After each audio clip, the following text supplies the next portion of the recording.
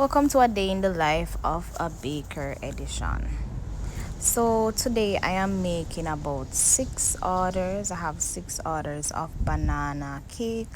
So I'm here peeling the bananas and crushing them. I normally purchase my bananas from a vendor. So whenever the bananas are getting too overripe, he normally sell them at a reduced cost. So I normally purchase them from him, like about 2 or even 3 dozens I purchase.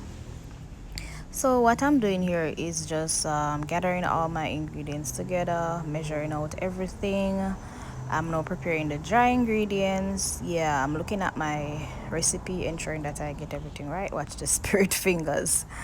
Yeah, just staying focused. Yeah, and I'm just blending the dry ingredients together, right? And then put it aside. Afterwards, I'm going to prepare